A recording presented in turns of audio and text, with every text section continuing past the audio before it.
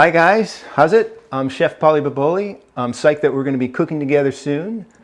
This video is meant to get you guys ready for the cook so that we can move along and everything will be smooth.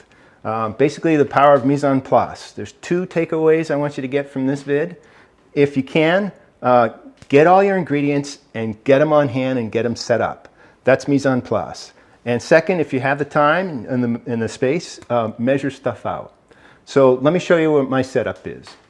When it comes to the cocktail, this cranberry gin smash, I've got all the stuff ready to go, my shaker, glass, the cranberries are here, rosemary.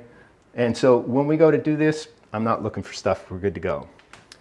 The appetizer that's in our second part of the session, I've got my oranges ready. I've got blood oranges and navel oranges. If you can find these, that's great because the contrast is beautiful on the plate. If you can't find bloods, don't worry about it. Just regular navels are going to do the job. And then the rest of the stuff that's needed for the rosemary and black olives that get fried.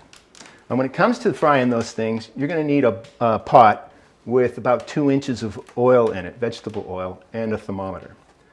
Okay, so moving on, let's go to, well, the steak. The steak, of course, is what's being sent to you, and we've given you this great Montreal spice blend that's going to get on here. We're going to dry it out, rub it on, let it sit for a while before we do that cook. That'll be great.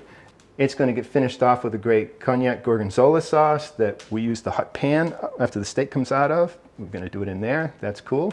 And for the mushroom folks, we're going to caramelize a red onion. We're going to put this Montreal spice on these mushrooms with olive oil. It's going to be really great. It's a great umami taste. And then for those who aren't vegan and want to add poached egg, that's the way I like it. We're going to poach a couple eggs. So as far as equipment goes, you're going to need, of course, we already talked about the pot with the oil for doing the fried olives and rosemary. You're going to need a pot with about 4 inches of water if you're going to poach eggs. If you're not, you don't have to sweat that.